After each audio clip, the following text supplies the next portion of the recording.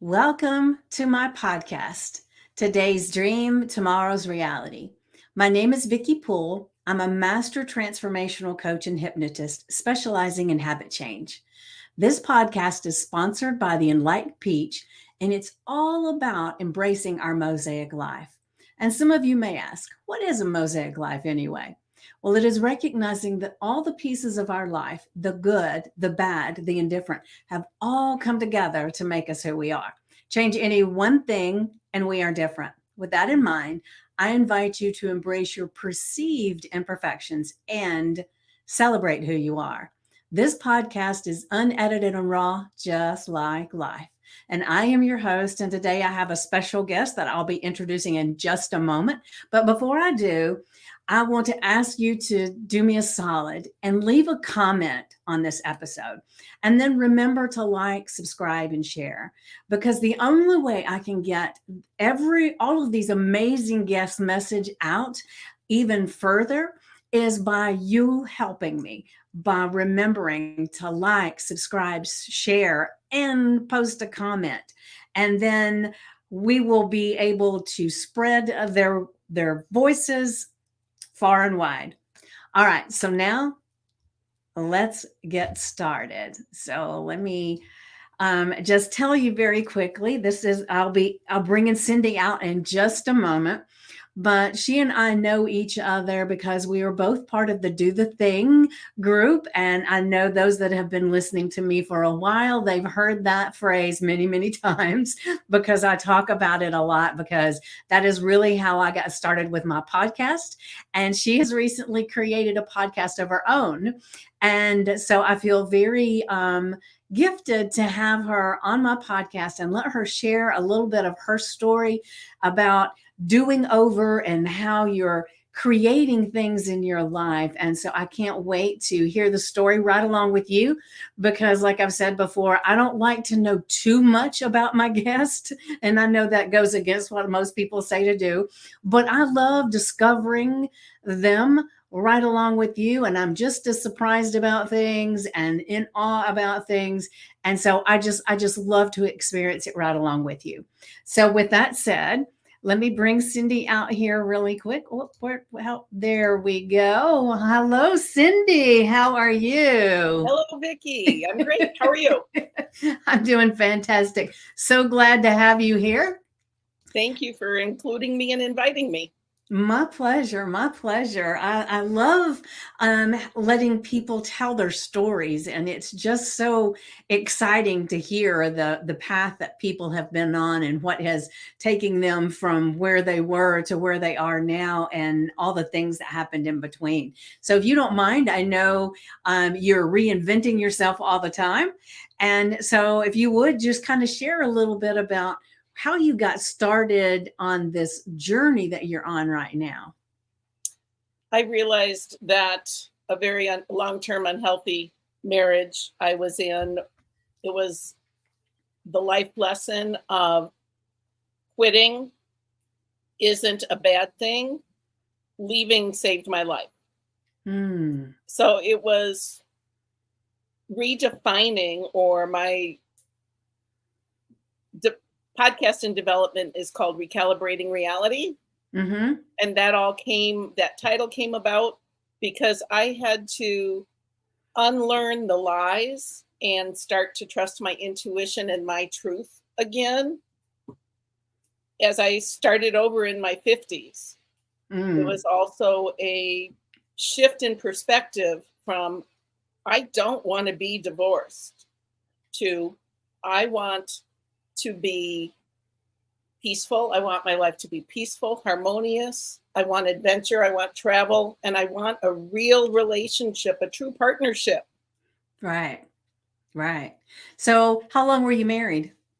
I was with him 33 years, almost 29 married. Wow. Wow. That's a lot. My parents, when I was in college, they got divorced. They'd been together for 22, 23 years, but the marriage that they had at one point, it might have been good. I don't know. I don't remember any of that. I remember some fun times when I was little, but not a lot. My biggest thing was I knew when I came home and they were there, I could feel in the air whether it was okay to speak or if I just wanted to go to my room. And it's not, they didn't really fight in front of us, but the tension in the air was like so thick sometimes. And do you have children? I don't remember that. I do. I have 3. Okay. So they might have felt that experience too, because it was like, I don't know why, but I never really saw my parents fight, or it could be that I blocked it out. Who the hell knows? Right. But it's very interesting that it was the vibration and the feeling that I got. Right. So what do your kids say? Did they feel like there was times I wished my parents would get divorced because it was so uncomfortable. I At the point of the divorce, our youngest said, "Why does he want to be a father now? He's never been a father." My oldest Mm, really acted as the father to her in particular. There's 8 years difference. Are you familiar with Gottman's Four Horsemen of Communication? no, do So tell. this is like naming the 7 dwarves, but it's only 4. So let's hope that I get it right. But if I miss one, just Google Gottman's Four Horsemen of Communication. Okay. So it's defensiveness, stonewalling, contempt, and criticism. Oh, So, I understand now. okay. Mm-hmm. So Dr. Gottman and his wife studied couples for a long time, said within 10 minutes of communication, they could figure out if the couple would be successful or not. Criticism is the worst offender. And if Mm, there's a lot of criticism in the communication, they have, I think it's like a 96% accuracy rating on predictions of if a marriage is going to fail or not. Stonewalling is the silent treatment, the disappearing, the not being available. Defensiveness is not, it's, how do you define defensiveness? Kind of justifying, making mm-hmm. excuses, right? Right. But, and contempt and criticism to me are very close. But if somebody is doing something that is, as we know, antisocial, negative, toxic, many of the people will project and say that you're the one that's being critical. Where if you ask the public, they're going to say, no, drinking water is a safe thing and it's a good thing, and working out is a good thing and it's a safe thing and it's a healthy thing. Where drinking soda, sitting down and just being in front of a screen and not moving, those are not healthy things, right? So it's like that, Mm-hmm. again, recalibrating reality. Everything that I did that was healthy, he was criticizing, Ah, as it was the opposite of what he was doing, got it. right? Got it. So criticism, contempt, stonewalling, and defensiveness. And we've had So all of was he those. that way when you first got together? No, no. Um, we ended up, we met at school. He was in law school and I was in undergrad. And I ended up moving to Minneapolis, or to Chicago, then to Minneapolis while he was in law school for work. Mm-hmm. Mm-hmm. And then I helped him get a job in South Florida, and he came up from Florida to Minneapolis and proposed. And then we got married and I moved to South Florida and covered Key West to Melbourne. Just Mm-hmm. a lot of synchronicity of, I didn't have a job, had to sublet my apartment, sell my car, sell my furniture, move. Right. And it all happened in 6 weeks. Oh, wow. We moved the wedding date up because we were spending so much money on long distance phone calls. So we were pretty good, but there was a lot of not good behavior. The stonewalling, the disappearing was always there. Okay. So Go to he the, had all 4 things? oh, absolutely. Mhm. Okay. Because I was thinking from what you had said that usually one of them is what's Well, going on. the criticism is the worst and most defining thing that the Gottmans say will Mm-hmm. define, but he did them all. Okay. There's Wow. also Lucky during you, right? I Pardon? said, lucky you, you got Yeah. them all. Well, so, again, this recalibrating reality. If you've never seen a black widow spider or a rattlesnake or a copperhead, how do you know that those are not good for you? Hmm. I've never met anybody like this or the family. And I did not listen to my friends who did not like him. Yeah. You were how old? When we met, I was 20. Okay. Well, that is typically not when we believe our friends are smarter than us. Right. Well, and it's men are different than women. He Hmm. wasn't necessarily a social person, right?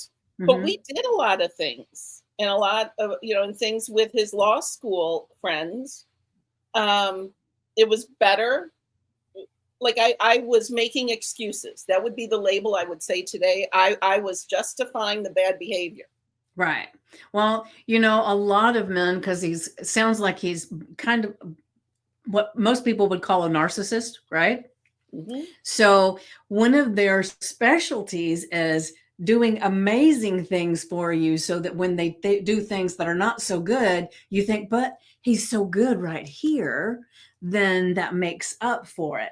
I will say I dated a guy one time. Luckily, I was not married to him, but I dated him. He was a narcissist big time. And when he would get ugly and get really ugly, he would buy me a gift. Depending on how bad he was, is how big the gift was. And finally, it got to the point where I looked at him and I said, you cannot buy me any gift big enough to put up with this anymore. And I left. Of course, Right. I was just slightly afraid of him. So he went to work. I went to moving. And before he got home, I was out of there. Yep. But yeah, and that's one of the experiences that's like, oh my gosh. And I even had a friend tell me her husband was a police officer. And he said, Vickie, I see this all the time. He said, he's just inching up his way to what is going to be a bigger deal as you go. And it's not a safe place to be. And I decided to listen and I got out. But it's amazing how they can mask all that stuff or do just enough stuff that's nice and sweet and considerate to make it seem like the other stuff's not so bad. Well, one of the things of all the many therapists we went together with and I went individually is those who are abused will abuse others. Hmm. And one of the big eye openers was I went over to a friend's house and I don't remember the purpose at the time.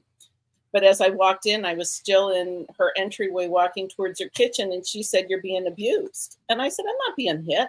And she said, "There's more to abuse than being hit." And she had already called the domestic violence shelter and had Wow. the website up on her computer and walked me over to the computer. And she said, "I've called them."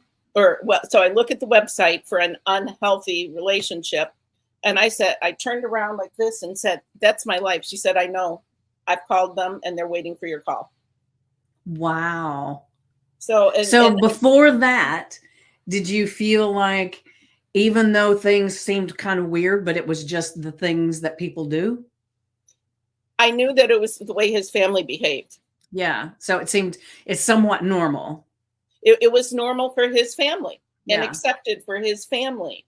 And the family made excuses, for the family members that behaved in this way. And as another kind of behavior is everybody else is wrong and I'm right, Hmm. That's all right. right? Hmm. Yep. So that happened all the time.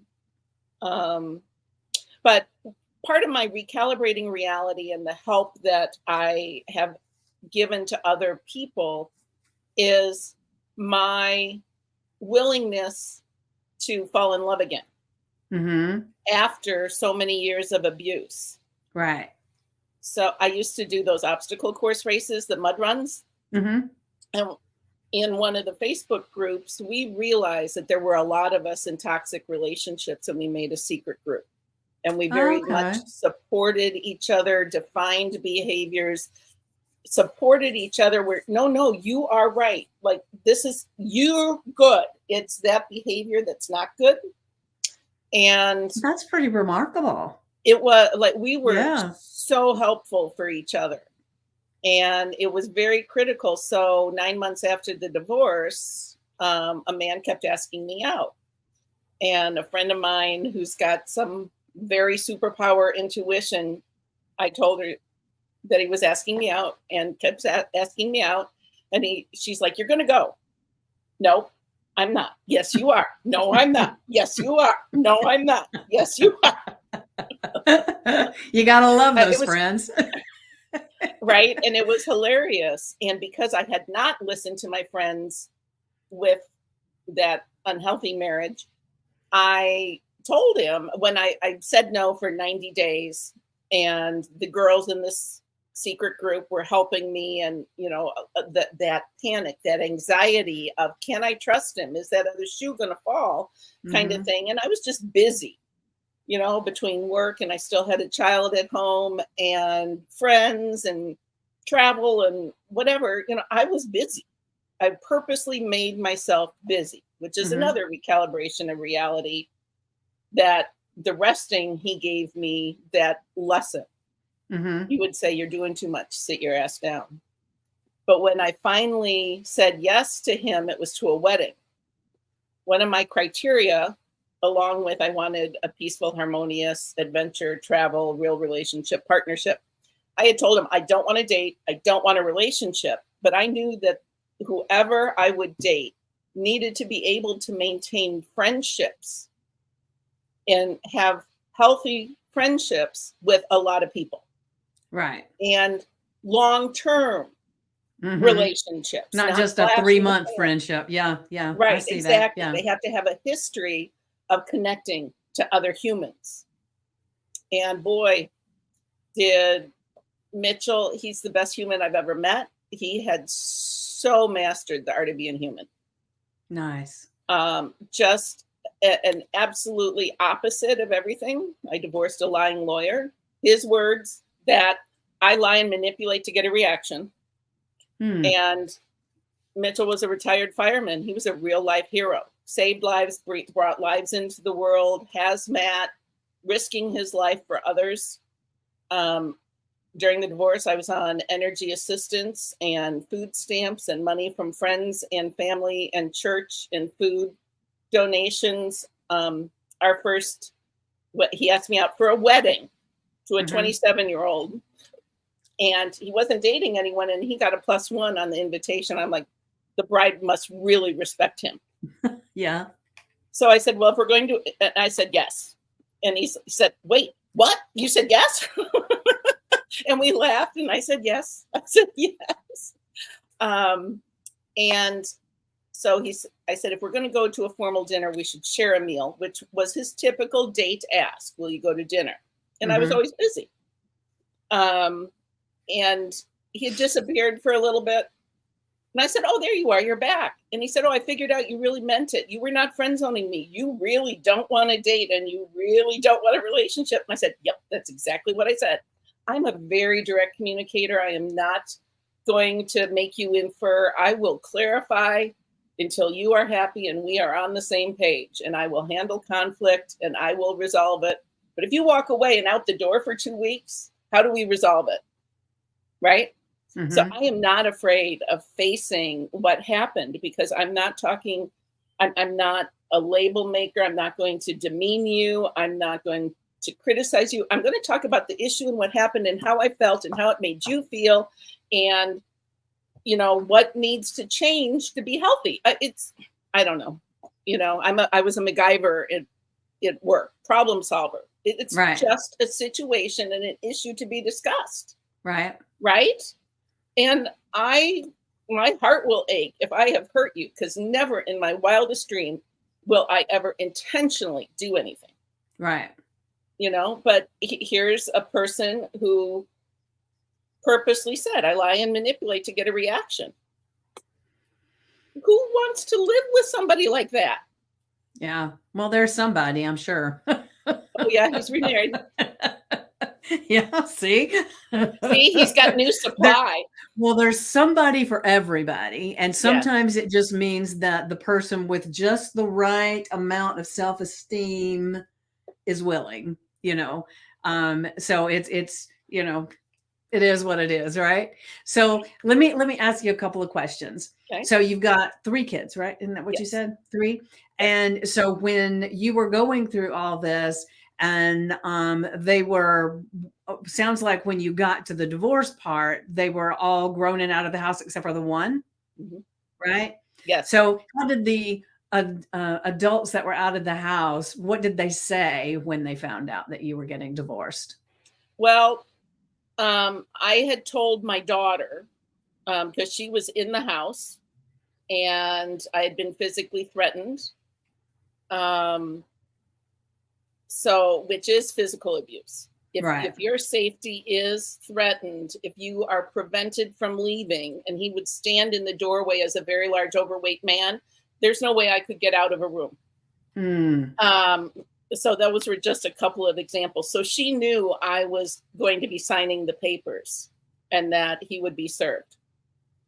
The counselor had actually sent me, he's like, you need legal representation now.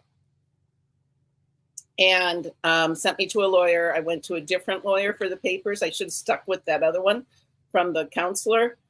Um, and he was served when he got, so I, because of all the ways he had behaved in therapy, I had told the therapist what was happening after I'd met with the lawyer. And I said, you know, I have to tell him in front of you, or he won't believe it. He will twist my words. He, you know, it won't go well. And he said, okay. So in our therapy session, we discussed it. And he got back to the office and the process server was there, whoever, whatever the title is of the man who hands him the divorce papers. So then he called our 2 boys, the 2 older ones, and told them. So we really never had a family discussion because he took no responsibility for his behavior. He saw no wrongdoing. Yeah. Whatsoever. Yeah. I'm going to share once we get off here, I'm going to share one of my podcasts with you because I've actually, she is actually trying to do some stuff about narcissistic men and their behaviors and doing some talks about letting the authorities know what to look for sometimes because they're so good at making it look like they didn't do anything wrong. So I'll put you and connect you with her because you ladies need to talk. I'm telling you. Well, I'm happy to help her, but I think again, the focusing on what you do want. Well, it's So, not the lessons that I had from Mitchell and the 3 years that I had with him before he died in our home of a heart attack, and I did CPR and could not bring him back. I learned more about life. I was finally loved and respected. I was treasured and cherished. He had told my dad on the first time sitting on the deck and the 2 men bonding that he loved me, that anything and everything I needed and wanted, he would provide. Oh, amazing. Like a real, and he would say that he could protect me from anything, everything except what hurt me the most. And I was basically estranged from my children for 10 years. I've just gotten them back for the last 2 because they've now walked out on their father. Yeah. Well, they are finally seeing, Yeah. Well, see, when I'm telling you about this other person and that you should connect, it's because she's estranged from her children right now too, because of his behavior. And it's like she's wanting to help other women that may be going through this to figure out how to emotionally do that. What it sounds like you do that too, right? Yes. Like when I was recalibrating reality and learning about all these different personality disorders, only mental health professional can actually diagnose narcissism. And there are many, many kinds, covert, overt. It's so complicated. Narcissism is nothing what I thought it was. Okay. So I was doing a lot of learning because I needed a steady foundation on my recalibrating reality, right? You can't have a piece of elastic be your yardstick. Right. Right. so I needed to get a solid foundation of you, that little voice in your head that said, run, the keys are in the limo, Mm-hmm. like don't walk down the aisle. And Yeah. I didn't listen to that voice. Mm-hmm. You listen to that voice. Right. Right. Well, Yeah, it's definitely important to get to a place where you can not only hear your intuition, but take action on it. right. But what Because you said before about like the energy and the feeling, the mosaics, the broken, all of that resonates with me. Have you ever heard of kintsugi? oh yeah, I talk Yeah. about that a lot. I mean, that is amazing. And Hmm. right after the divorce, I used to be a retained recruiter. And one of my candidates going into my client, and that she was a CHRO. And so the client put her through this very expensive life coaching program for a year, and they needed to practice. So I luckily got to be one. And Yeah. that's where I got my 5-fingered, what do I want out of my life? She says, oh no, we are not going any further in this discussion until you tell me what you want in your life. And I'm like, let's see, I have heat and food. I'm covering all the bills. We're healthy, no food stamps, no energy assistance. I'm like, she's like, nope, you're going to figure it out. And in that deep breath, I just wrote it down. Hmm. Stream of consciousness, no overthinking. And again, what do you really want? Right. And when I met Mitchell, his energy was something I have never experienced in my life from any other human. And I was very curious. And he didn't behave like any other man that I've ever met. Hmm. I would catch his eye looking at me, but he never asked me to dance, but was very gentlemanly, very smooth, very sophisticated on bringing all of the conversations in and all the things that you want from a healthy man, Right. a real man. Um, and when we would go out in a group and be at an event and he was there, I could just always feel that energy.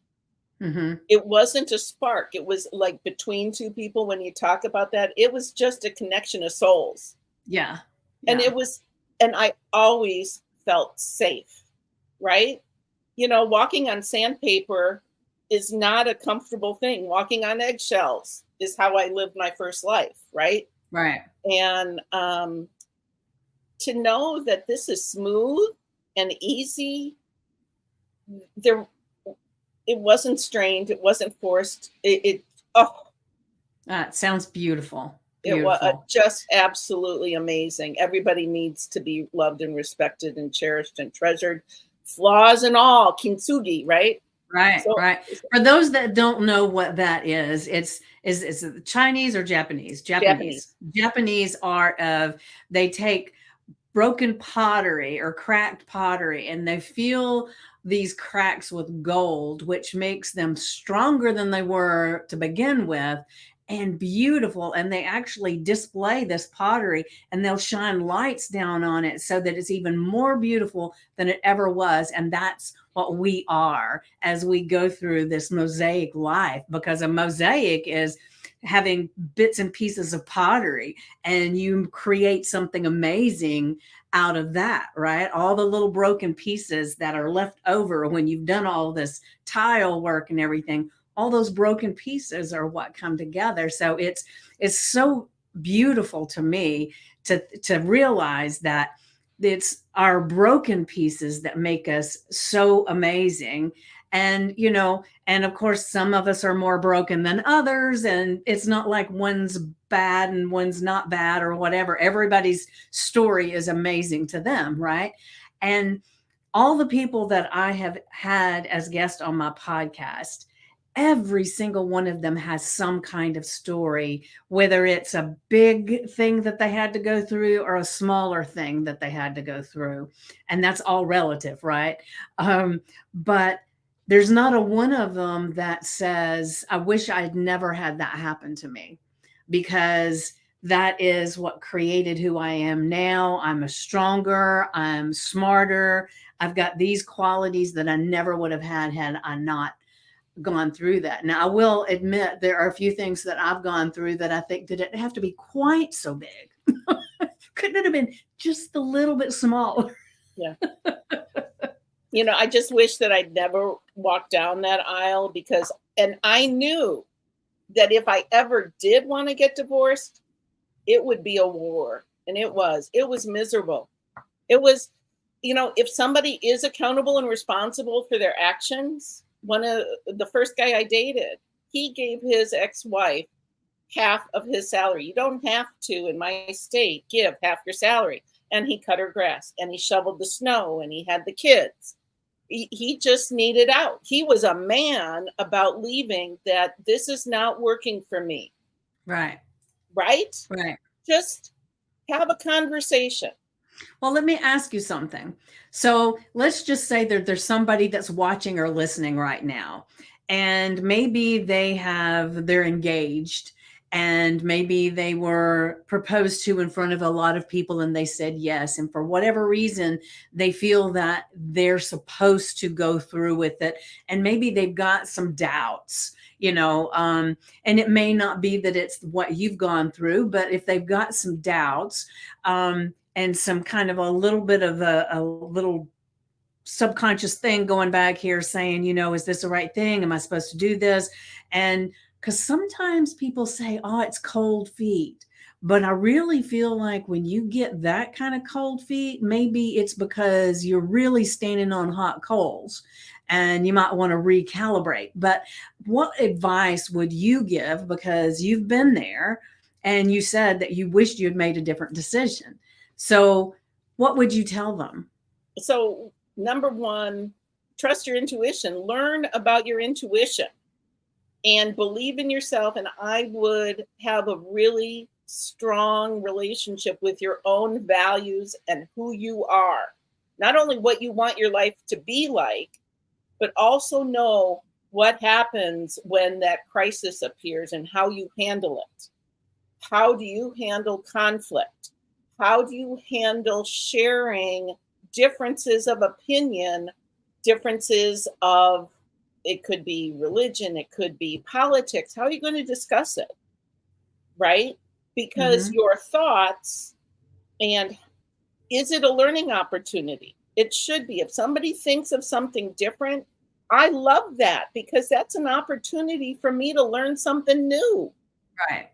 I am not invested in being right. I will tell you my truth and what happened to me, but there's no just one way of making cookies. There's no one way of driving other than when it's a red light, you stop. Right? There's some basic rules. You got to there are some laws. Right. So I would say, so number one, you have to really know yourself. And then you have to know how you are in other relationships, in relationships, in communication, and that full spectrum of emotions. And how do you handle and regulate those emotions? If you are really wound up, can you take those 2 quick inhales through your nose and a long exhale through your mouth a couple of times and calm yourself down and continue the conversation? Or do you have to walk away and literally take a walk to calm your body? And are you mature enough to come back and have the discussion that needs to be had? You have to discuss the purple elephant in the room. Mm-hmm. So, and the other thing is, we tell stories in our heads. Oh, yeah. And you have to say, well, here's the story that I'm telling in my head about this situation. Can you tell me really why you're telling me that? Why you did what you did? Help me understand. Right? So if you're having doubts, you better be able to speak them. That's it. And that other person has to listen to understand. And when the same outcome is wanted, a healthy resolution, that today's term would be repairing, right? Mm-hmm. When you both want to repair and make things better, you can get through it. I mean, Mitchell and I went through so much in our 3 years. And he was by my side for the crises on my side. I was by his side on the crises on his side. all the wonderful, magnificent things that we created together and did. You know, it was Team We. That's what he called us. When it was not long after I moved into the house, and huge crisis with one of my children.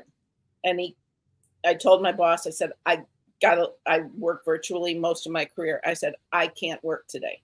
This is what happened. And Mitchell came in and sat down across from my desk, and he said, we will make it through this. I had moved into his house less than 60 days prior. He said, we will make it through it. You know, and we'd been together 14 months, I think, at the time. Yeah. Yeah. You know, we will make it. Yeah, just about. We will make it through that. And to have that, someone have that faith, that belief, that knowing in you. I told him I didn't want to date and didn't want to have a relationship because I was emotionally bankrupt. I had nothing to give. Right. And he said that I was the most loving woman he had ever met. And this man, I found the love letters asking him to take all these women back after he passed away. He made his choice. He had zero tolerance for bad behavior. You treated him bad once, that was it. You were done. Nope. That was it. You showed your character, it's over. Yeah. You know? So it sounds like you had such a horrific marriage, and then you had the blessings of, even though you resisted a little bit because of I like to say we have glasses on that we're seeing from our past experiences. So it was like, it probably felt like, well, I don't want to do that again. And so I'm going to stay far away. But you had the fortitude to go ahead and branch out and past that. And you had an amazing, amazing relationship that didn't last quite long enough. So what happened then? How did you, because you had to reinvent yourself from the marriage, being by yourself and then being with him. And then now you've got to do it again. So how do you make that transition? I am lucky with an army of friends. Okay. Beautiful. And they absolutely surrounded me. Mm-hmm. Continue to surround me. I'm very sentimental. I'm very loyal. In the 4 years from, let's put it that way. From last year was the first year I made it through my life without one of my major people in my life dying. So I had 6 major losses in 4 years. Wow. And I'm tired of being an executor. And 2 of my best friends who had been in the wedding for the first wedding, and one of those women had come up and helped me move. After the divorce,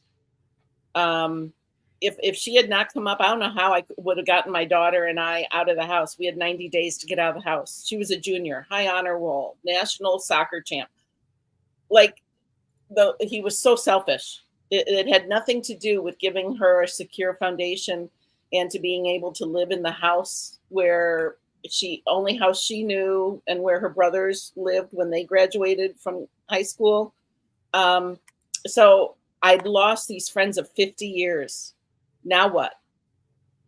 You know, and so then I have to say, all right, so the local friends, and because I've moved a lot, I'm like, all right, I got to lean on some other friends, you know, and bring them in. So it's an opportunity, you know, when that door opens, even though there's a loss, there's a good side, you know, there's always the lesson. Like I said, I have no tolerance. I have, you know, I will tell a man I date, this is it. If I tell you how your behavior has affected me, and you know, you need to hear that and take responsibility for that. And if they don't, it's like, nope, this isn't going to work. Thanks, bye.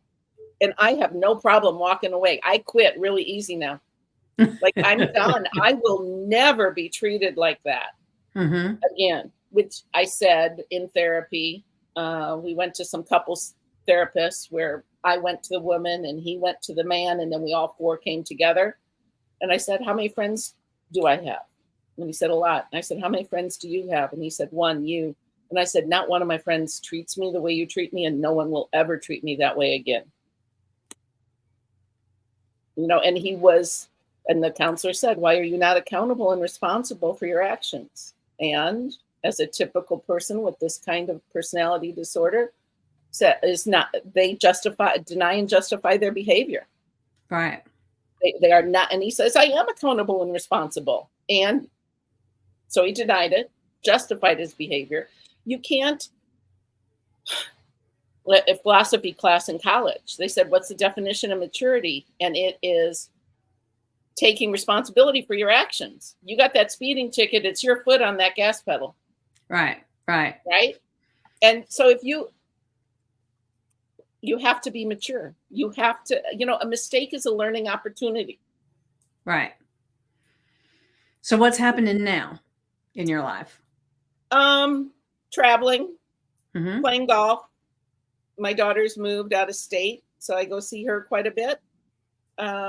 Visit Are you friends. still in Florida? No, I live in Wisconsin. Okay.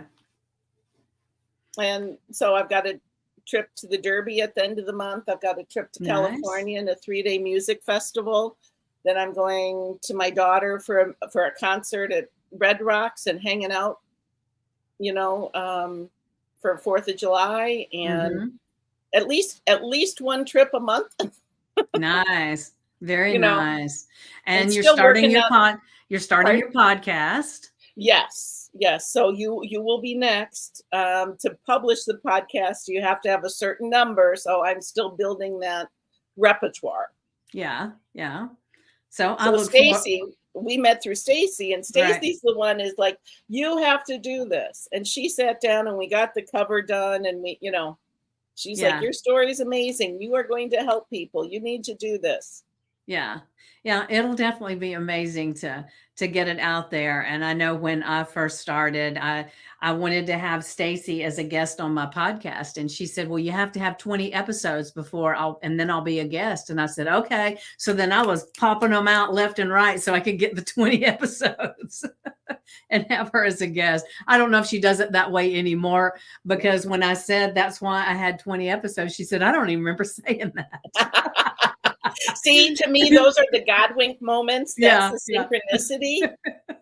That was, she's got an amazing ability to just be in tune with the energy in the universe. And those are the things that are supposed to happen. That's right. Well, you do too, right? In certain instances, and I've become, I call myself a rebel, because just because it's always been done that way doesn't mean it needs to keep being done that way. Right? I like to shake things up. If there's a better way, a new way, I'm going to try it. It might fail, but I'm going to do it. Yeah, that's the fun of it. Life is supposed to be fun. Right. Yeah. I'm dragging my feet on reading books, and I'm going up to see a friend this weekend. She's fostering a mama dog and 5 puppies, and I'm a dog lover, so I'm going to go up to her farm and play with the puppies and help her do some training and get them ready to get adopted, and we're going to play. And then I'm hitting another city and helping a friend throw a baby shower. And the friend with the puppies, she wants me to do this writing workshop this weekend with her, and I said, but I'm helping with the baby shower.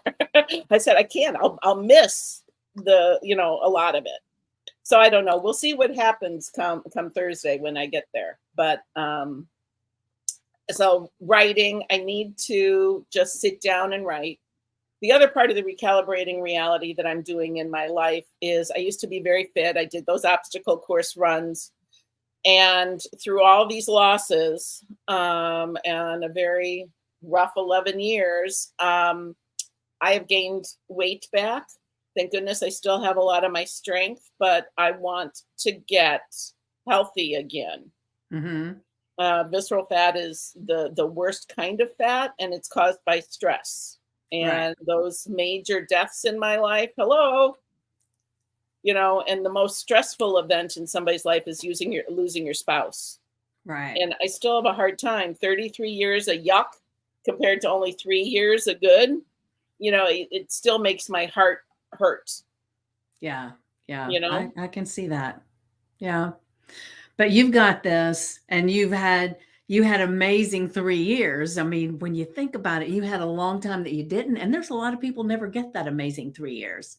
So you're quite blessed to have been able to go into that relationship and it be so amazing, even though it was short-lived. Yes. Um, I'm yeah. not questioning that. I'm Yeah. very grateful for every breath we had together Yeah. and all the life lessons that I had, and my returned faith in human interactions, and that there are really good men out there. I mean, I've had some really great men in my life. I have been more loved since that divorce than I ever was in that marriage. Oh, that's beautiful. Yeah. There is, I'm still friends with all but one of the guys that I dated. Mm-hmm. And he was really not, he denied and justified his bad behavior. And even though that he said, if I do something you don't like, tell me. But I'm like, okay, you open the door, I'm going to tell you. Totally denied, justified it, like over and over and over again. And so I don't talk to him. Yeah. I don't blame you. Yeah. But, so there's 2 guys in my entire life that I've dated that I don't talk to. It just didn't work out. I don't care. Like, if you broke up with me or I broke up with you, if I'm not for you, that's okay. I'm not chasing anybody. Yeah. Well, and I don't expect you to chase me either. Right. Well, not everybody is supposed to be more than a lesson or something that you learned. Sometimes that's the only reason that someone comes into your life, is to give you that lesson. And if you don't learn it, then the next one's going to teach you the same lesson. Mm-hmm. Right. Well, yeah. That couple therapist, the couple that do the therapy together, one of her tools that really helps me with the recalibration of reality, and I think that it is good for any parent to be able to teach their children what is a relationship, a friendship, not just romantic. So number 12 is orgasmic, erotic intimacy. 1 through 11 are in every one of my friendships. Mm-hmm. I had all 12 with Mitchell. I had 0 with my ex, and I have 1 through 11 with every one of my friends. And now that was a fabulous ruler for me to recalibrate reality and say, okay, you do good. You just didn't do good on that romantic one. Right. Right. But there's no way that I could have forecast that him getting close to his dad, living with his dad, not living with him, but, living in town, working with him. I said, why did you choose working your dad over the kids and I? And his answer was, I'm afraid I would make a mistake. And I said, we're human. We make mistakes all the time. It's just how you pick yourself up and how you correct from it. Right. It's like basic life skills. And he was just so, kind of rewinding back to the kid question, he was never around. I was busy. I was PTA president. I volunteered a ton in the schools. I knew, everybody. Mm-hmm. So they didn't rely on him. They called me the responsible parent. Yeah. And at one point they said, well, he's the fun parent. I said, wait a minute. Who taught you your sports? Who took you on vacation? Who taught you how to travel? Who taught you all these things? They're like, oh, but you never laughed. And I said, but who's helping me around here?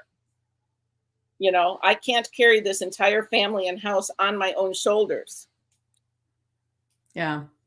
There's no, I didn't get to relax. Too much to do. Yeah. So I know that they're disappointed that their family's broken up, but they're coming around and understanding. They're seeing it more. Mm-hmm. Does that feel good? It does, because I think that the largest insult that one human can do to another human is to not see them and not hear them. And just like what I said in answer to your question of what would I say to somebody who's got those doubts, and I say talk about them. Mitchell again was very good at reading me, and he called it speak your onions. I told him one day that I was going to be late for dinner. I needed to walk before I moved in with him. I got to walk the dog. You know, I have something I got to deal with in a walk. I got to pray a little bit when I'm out walking Reggie. I'll be late. So I walked in. He said, "How are you?" I said, "I'm fine." He's like, "No, you're not." And I'm like, "Nope, turned it over to God. I'm good." He's like, "No, you're not. Come here." And he gave me a hug, and he would usually say 3 breaths. And he's like, "Oh, you are not done yet." And breathing, really good quality through the nose breathing is the number one thing that we can do for our health and to reduce stress. Definitely. And he just knew that. And you know, long hugs are healing. He would just hold on and not let me go until he could feel that, like, he was absorbing some of that I had dealt with, and then he would hear what I was going through. And he would apologize for his behavior. He's like, "Do you think I'm doing this because of this?" And I said, "Mm-hmm." And he's like, "I'm so sorry. I will do better." Wow. Very self-aware. That's remarkable. Right? But shouldn't we all, like, if I say, "Hey, it seems like you're upset," then tell me, "Yes, I am." And tell me what it is. Don't think that you're protecting me by not telling me. I can sense that something's up. I know, but the problem is that a lot of times we've learned behaviors of communication from our parents and our siblings and from the people around us, and sometimes it's not safe to speak up. Well, And then I you think leave the relationship. If they this is cannot, true. This is true, but let me finish my thought. The thing is that we learn, like we can't, you know, if we're a young child, we can't get up and just leave our parents. It's we're there, but we learn behaviors of maybe if we speak out, we get smacked or we're told that yes, we can't do that.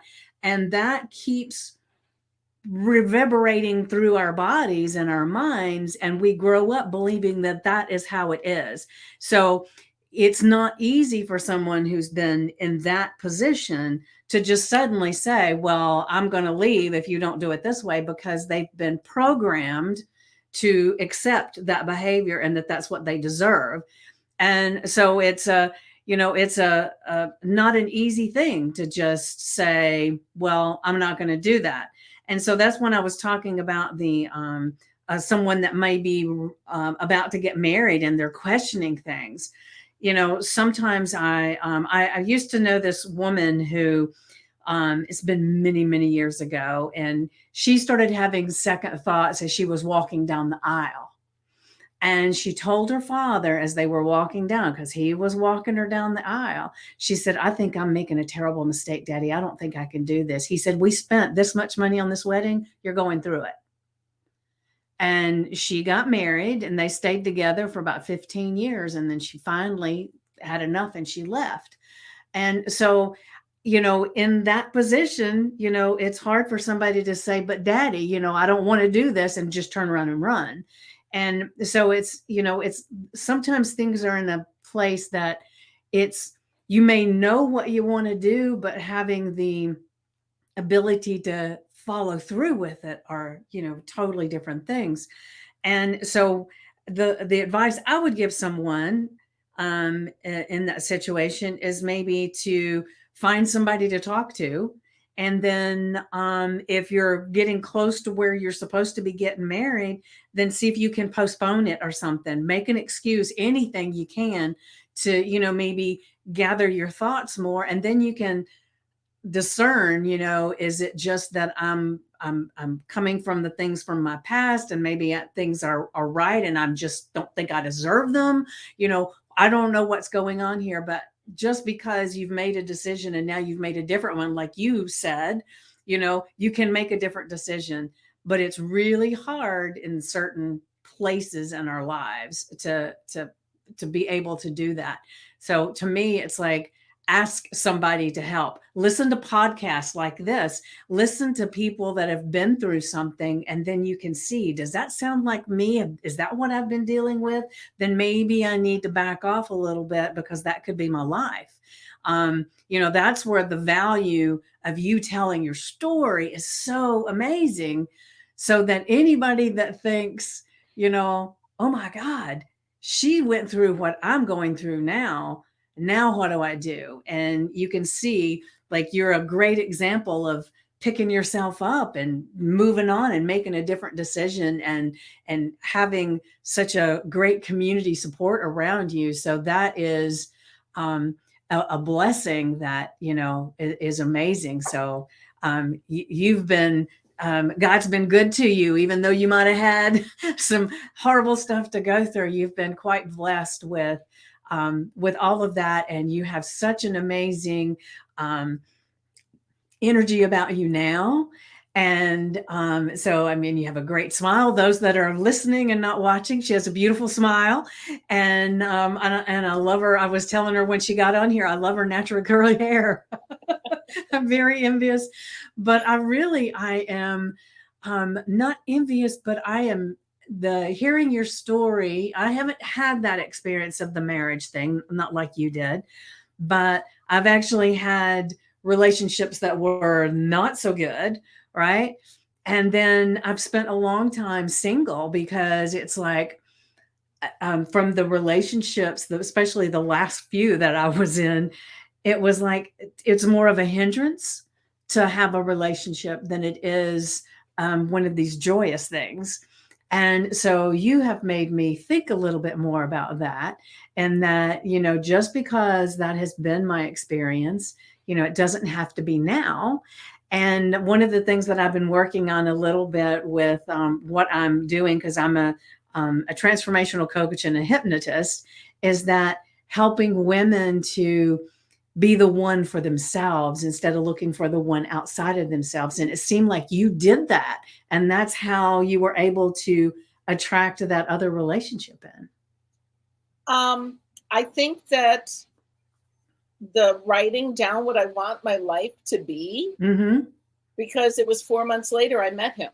Yeah. And after he died, I found his list of what he wanted in a woman. Oh, really? It's me.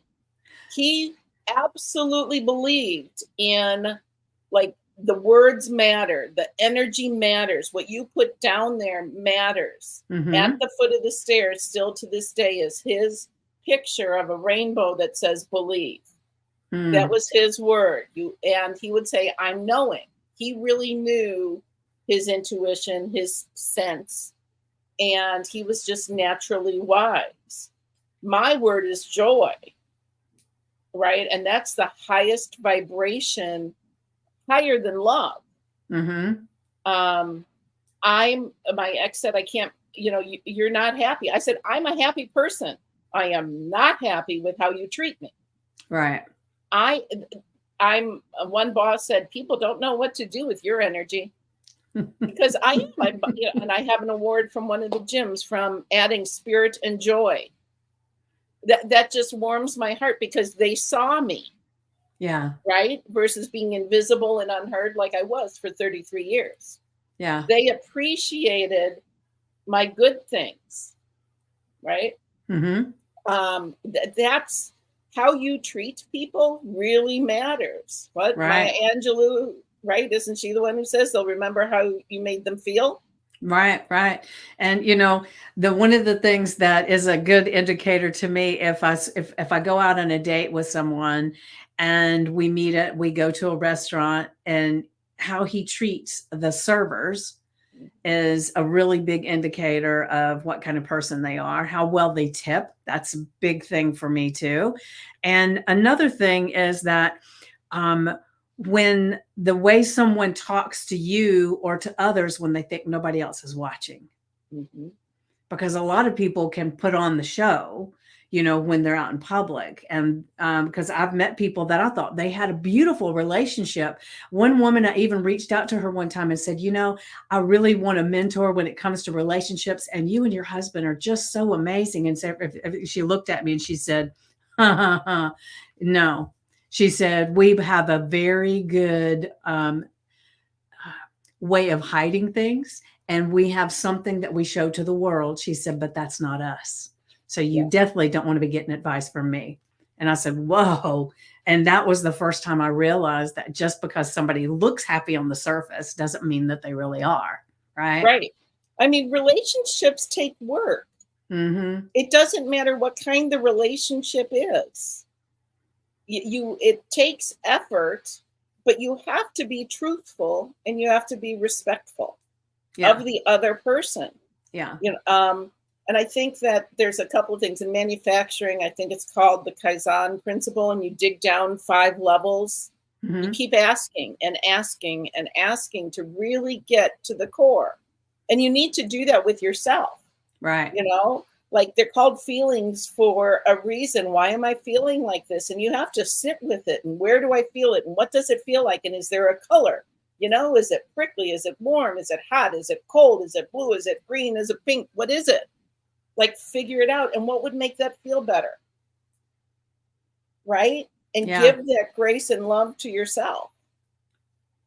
Definitely. There was an exercise that one of the women out of this secret group, she had given me. She said, ask 9 people to give 3 words to describe you.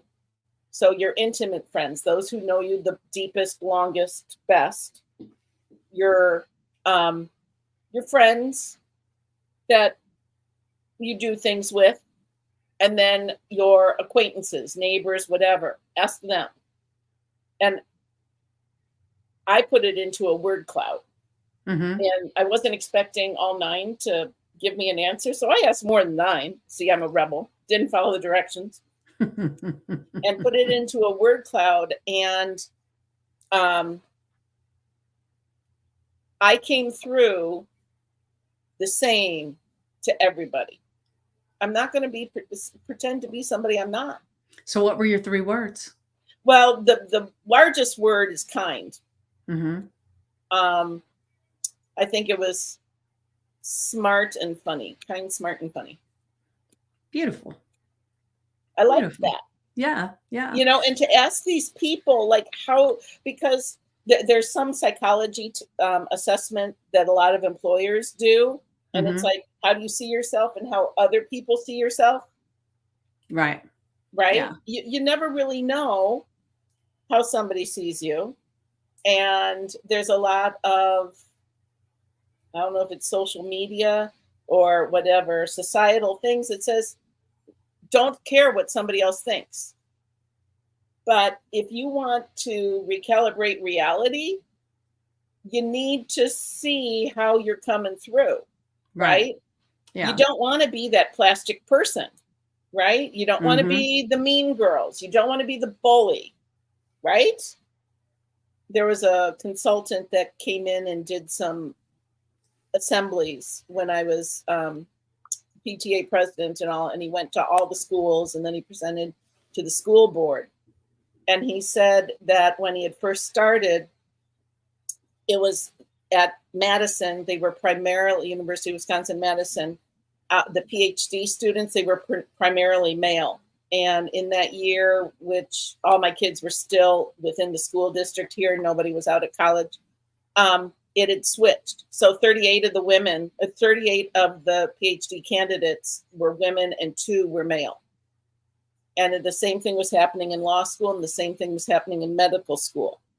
And he relayed how that tough guy who was never nice in high school and was the bully and then tried to sell him some life insurance, but he was never a nice guy, right? He's putting on this act. Or he took one of his relatives, I think it was his niece, out to college and went into the dorm room, and her roommate had taken over the entire room, both closets, used space under both beds. There was no room for his niece's stuff anywhere in that room. That inability to connect and see how your behavior affects somebody else is huge. Right. And society, he said, he asked, who are the heroes today? And at the point, was it called is it the Gibson Girls? What was it, that show? Gilmore Girls? Gilmore Girls. Thank you. I Okay. knew it wasn't quite right.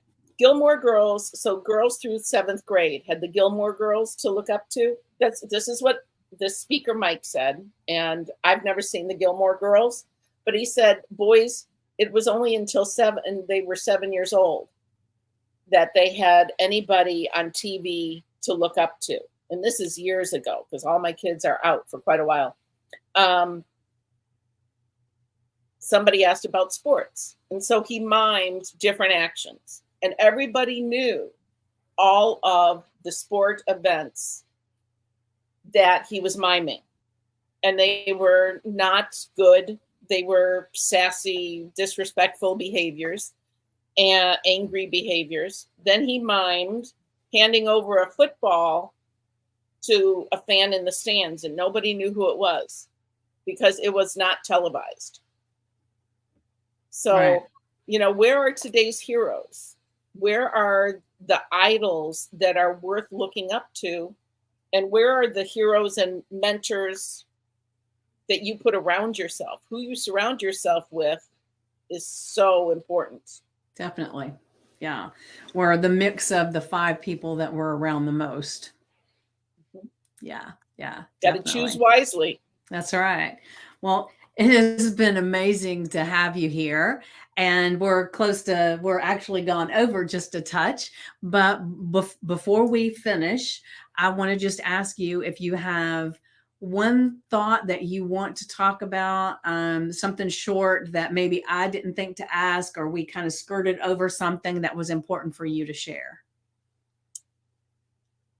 I think that mistakes are a good thing for you and for the people around you, to apologize for your behavior and ask how you can make it right. Be accountable and responsible for your behavior. Mistakes are learning lessons. Mm-hmm. Harvard Business School did a study with Harvard MBAs and 5th graders with marshmallows, spaghetti, and masking tape, and asked them to build the tallest structure they could. Kindergartners won because they actually tried, failed, tried, failed, tried, and failed. And the MBA students were just talking and never actually took action. Got it. Right? Yeah. So try it. Look at, and Dale Carnegie says, don't worry. Look at what the best case scenario and the worst case scenario is. And our subconscious can play tricks on us.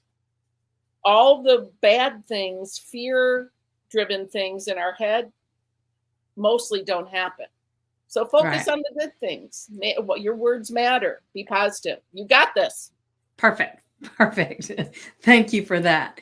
And then I will end with what I end with all the time, which is the best way to predict the future is create it. What are you creating? And with that, I will say thank you all for being here, for listening. And remember to leave a comment, like, subscribe, and share. And with that, I will say goodbye. Mwah.